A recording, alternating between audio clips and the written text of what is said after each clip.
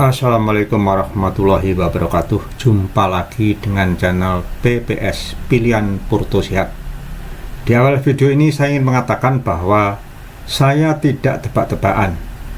Saya akan hitung secara cepat seberapa besar potensi turunnya saham dengan free float lebih kecil dari 15%. Seperti kita ketahui bahwa sampai dengan hari ini atau hari Jumat kemarin, IHSG masih cukup tertekan dalam di bawah 8.000, tepatnya di 7.935. Masih jauh di bawah saat terjadinya gonjang-ganjing keputusan dari MSCI tanggal 27 Januari 2026.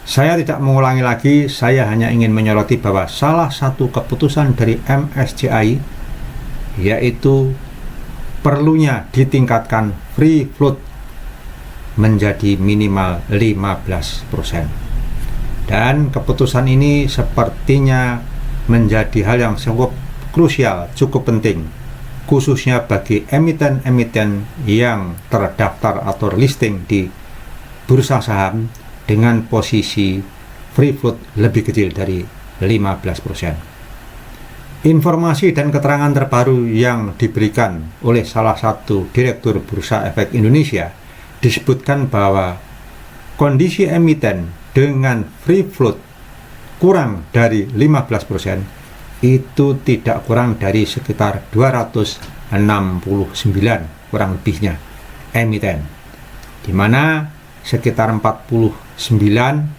plus sekian itu terkategori big cap yang konon menurut informasinya akan dilakukan uji coba pengaruhnya terhadap ketetapan atau keputusan dari MSCI dengan free float minimal 15%. Nah, untuk itu maka menjadi sangat penting bagi kita para trader, utamanya para retail ya, yang benar-benar retail ini, untuk mengetahui kira-kira dampak penurunan harga dari emiten yang masih di bawah 15% free floatnya itu sampai seberapa dalam. Untuk itu, dalam video ini saya akan sampaikan cara hitung cepat hipotesa seberapa dalam penurunan yang terjadi atas emiten dengan free float kurang dari 15%. Sengaja contoh yang akan saya ambil untuk menjelaskan ini salah satu emiten yang mungkin juga bisa berlaku untuk emiten-emiten lain, tetapi yang jelas untuk emiten yang mempunyai free float kurang dari 15%. Salah satu emiten yang saya ambil sebagai contoh dan sekaligus akan saya jadikan simulasi adalah emiten JAR. Emiten JAR, di mana emiten JAR ini adalah John Lynn Agroraya, ya, John Lynn Agroraya. Ini termasuk sektor makanan dan minuman, ya. Ini posisinya terakhir ditutup pada harga 2.230 dengan capital market atau kapitalisasi pasar cukup gede, yaitu 20.584 miliar, ya. Dan posisi saat ini free floatnya, ya, itu ada di posisi kurang dari 15%, ya, kurang dari 15% posisi free floatnya, ya, itu tepatnya di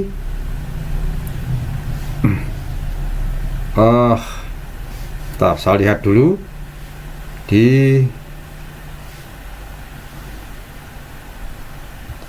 posisi floatnya itu ada di 11,67%, sehingga kurang dari 15%. Baik, kita lihat seberapa besar potensi dari penurunan JAR ini sebagai salah satu contoh simulasi. Sekali lagi, ini adalah sebuah simulasi ya yang akan kita coba terapkan di salah satu emiten yang kurang dari 15% free float-nya ya. Baik, kita mulai. Kita asumsikan bahwa simulasi yang akan kita lakukan ini dampak dari penawaran di secondary layer ya, di secondary layer ya.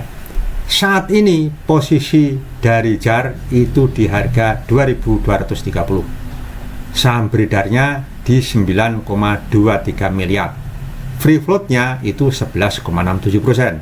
Sementara targetnya 15%. Nah, itu berarti untuk bisa mencapai 15% free float minimal, maka tambahan saham yang harus disalurkan ke publik itu kurang lebih 307,5 juta lembar. Artinya, kalau itu berdasarkan harga saat ini, maka nilai pasar saham yang harus dilepas kurang lebih sekitar 685 miliar. Ini adalah sebuah pelepasan yang cukup gede ya toh, sehingga apa? Sehingga ya perlu diserap oleh institusi yang mampu ya, yang mampu terus terang yang mampu. Nah, bahayanya kalau institusi nggak mampu, ya tadi ke secondary offering tadi. Nah, sehingga apa? Sehingga potensi tekanan harga jangka pendeknya ya cukup besar ya, karena ada supply yang besar masuk ke pasar. Nah, ini adalah posisi awal dari harga saham emiten JAR ya. Lanjut kita sampaikan. Nah, ini ya. Dalam simulasi harga saham JAR ini, diskon harga menjadi kunci ya, menjadi penentu. Ya, beberapa faktor penentu diskon meliputi apa itu? Likuiditas, valuasi perusahaan, profil pembeli baik lokal maupun asing. Kenapa ini saya sampaikan? Karena memang tidak ada rumus matematika linier yang langsung menghubungkan antara besarnya free float dengan penurunan harga. Tidak ada ya. Tidak ada formula pasti, formula resmi ya, dari manapun ya, yang langsung secara linier menghubungkan ya, mengkorelasikan antara free float, besarnya free float dan besarnya harga. Itu tidak ada. Nah, bagaimana kita bisa mengetahui itu? Maka ada beberapa variabel yang berpengaruh terhadap penurunan harga itu sendiri. Nah, antara lain ya, likuiditas hariannya, valuasi perusahaannya, ya, profil pembeli atau penampung daripada limpahan saham yang akan dijual ya, baik lokal maupun asing. Itu pemahamannya. Jadi tidak ada rumus pasti ya, tetapi kita bisa berasumsi, dan asumsi itu adalah hal yang wajar ya, oleh siapapun, oleh analis siapapun. Lanjut ya, lanjut. Nah, ternyata ya, ini salah satu variabel mengapa berpengaruh yang tadi di awal saya sebutkan. PE ratio TTM, bukan analyze ya, ini TTM. TTM itu trailing to month ya. Jadi sampai dengan 12 terakhir ya, yang nanti bisa dianalisiskan, bisa setahunkan. Tetapi kita yang PE TTM-nya itu dari data itu 62 kali. Ini secara umum, secara logika ya cukup tinggi ya kan. Artinya apa? Menandakan bahwa saham ini memang mahal ya, dipandang cukup mahal. Karena mahal, ya wajar dong ya kan, perlu ada diskon yang diperlukan dan diminta oleh siapapun yang membeli itu ya kan. Apalagi dalam bentuk apalagi yang menginginkan itu ya, kalau memang valuasinya bagus, itu adalah sebuah institusi ya, atau investor baru ya, pasti. Karena apa? Dilihat dari sepintas saja, ini PE-nya cukup tinggi, ini kemahalan nih, nah, wajar ya kan. Nah, berikutnya, nah oleh karenanya kita ada 3 skenario ini ya.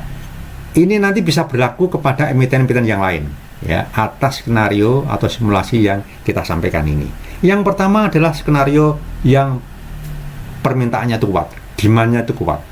Artinya apa? Artinya kita pakai skenario optimis ya, optimis. Nah, ini kita coba untuk simulasikan ke JAR, emiten JAR. Nah, Ya karena optimis, maka kondisinya adalah ideal condition atau kondisi ideal. Ya. Nah, kondisi ideal itu bagaimana? Ini tidak hanya berlaku di sini, juga untuk semua emiten yang free float-nya kurang dari 15%, yaitu ketika terdapat investor ancor, ya, terdapat investor ancor yang siap mendukung, ya, sehingga apa? Menyebabkan minat tinggi dari institusi untuk menyerap saham tambahan dengan cepat. Nah, pertanyaannya, investor ancor itu apa sih? Nah, investor ancor adalah investor besar, ya, biasanya adalah institusi. Namanya aja ancor, makanya ini disebut juga sebagai penopang, ya, agar transaksi besar tidak merusak harga pasar. Nah, bila ada itu, siapa mereka sebenarnya yang bertindak sebagai investor atau institusi besar tersebut? Ya, bisa reksadana, bisa dana pensiun, bisa asuransi, bisa fund asing, ya kan? Itu. Jadi intinya adalah investor-investor atau institusi besar yang siap menyerap dana dan saham dari emiten-emiten yang akan melepas sahamnya. Nah, ini adalah kondisi ideal. Tentu harapannya akan terjadi seperti ini. Nah, kira-kira kalau ada investor seperti itu kira-kira diskon yang potensial terjadi itu pada kisaran berapa sih? Nah, itu biasanya ya sekitar 5-8%, ya kan? Nah, dengan demikian maka menciptakan ruang untuk pemulihan harga yang cepat, ya, setelah pelepasan saham tambahan, karena diskonnya nggak tinggi-tinggi, ya kan, nggak dalam-dalam amat. Kalau terjadi penurunan pasti, apalagi untuk saham-saham yang sudah over value, ya. Salah satunya over value itu bisa dilihat dari PI rasionya, dari PBV-nya, ya kan, antara lain, dan banyak hal, ya kan.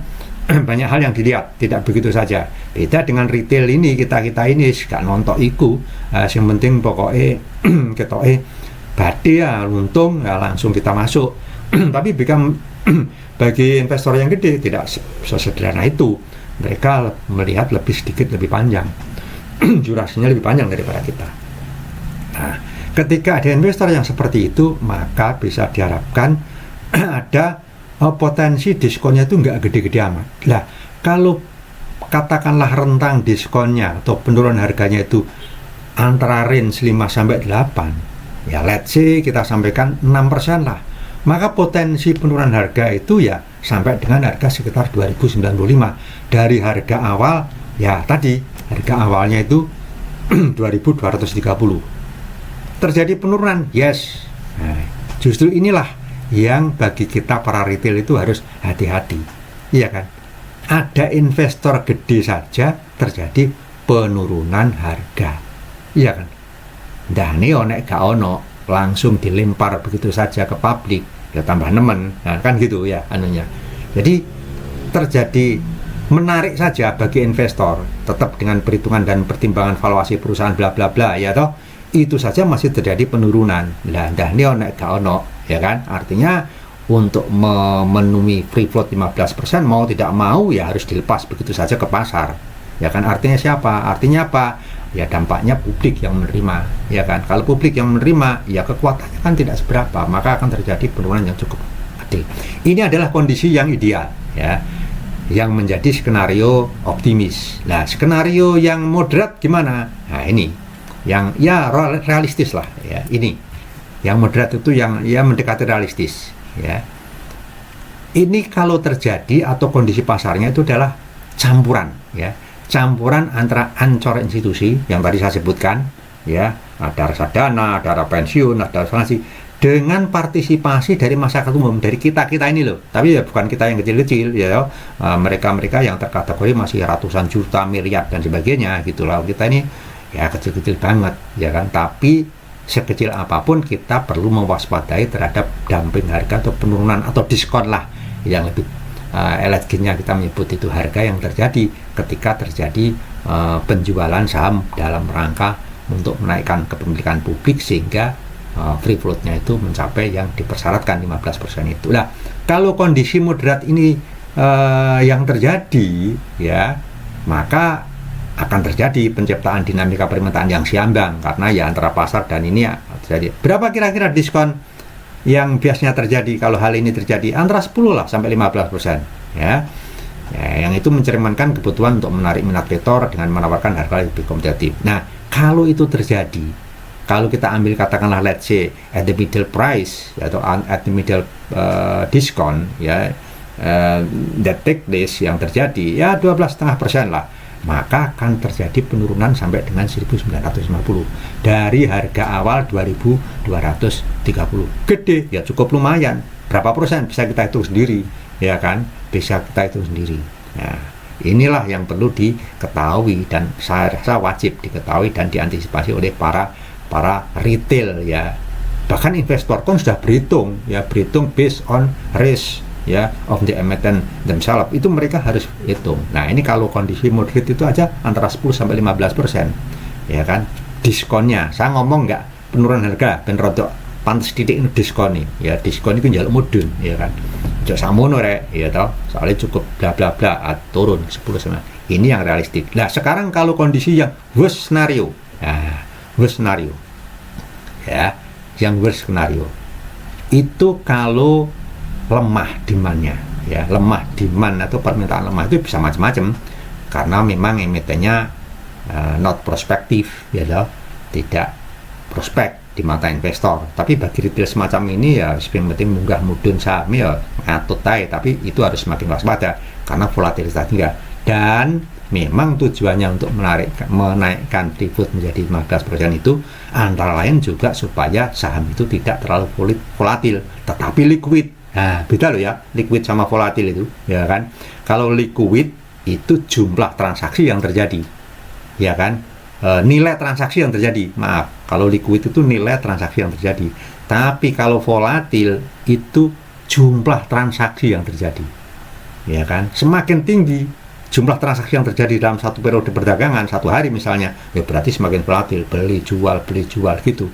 Tetapi itu tidak menggambarkan likuiditas. Mungkin nilainya kecil tapi murgo digoreng gitu, wah cepet banget, itu yang bahaya. Nah, tujuannya untuk menaikkan menjadi 15 itu tujuannya adalah untuk menaikkan likuiditas tapi mengurangi volatilitas ya, gitu ya. Nah, ini kalau bos skenario demand rendah, maka artinya apa ya, tidak ada yang namanya institusi besar atau institusi penopang tadi, yang namanya reksadana bisa gak tertarik belas ya kan, dana pensiun asuransi tidak tertarik pada emiten tersebut untuk menjadi sebagai penopang atau penjamin atau whatever lah gitu.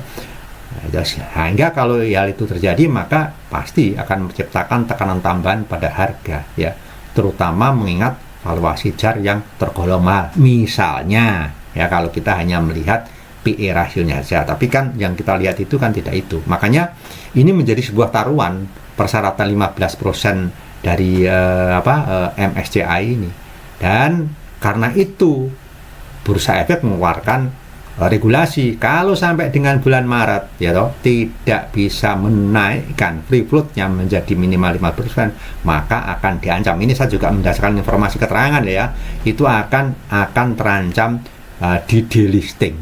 Nah, ini sampai di delisting ini ya kojur ya, karena apa? Kita bayangkan untuk bisa listing di bursa aja prosesnya tidak gampang, tidak singkat, dan biayanya juga tidak murah ya, mulai dari proses due diligence ya toh, itu pun juga waktunya tidak sedikit gitu, cukup panjang gitu, wirawirinya itu belum biayanya. Sehingga kalau sampai sebuah saham itu kena delisting di depak pasarannya begitu, maka menjadi ya sesuatu yang sangat tidak diharapkan oleh pihak emiten, pihak owner ya. Oleh karenanya ya pasti akan berusaha keras piye carane supaya tetap bisa memenuhi permintaan 15% minimal itu dengan risiko-risiko. Nah ya, risikonya itulah yang kemudian kita pikirkan hari ini sebagai retail.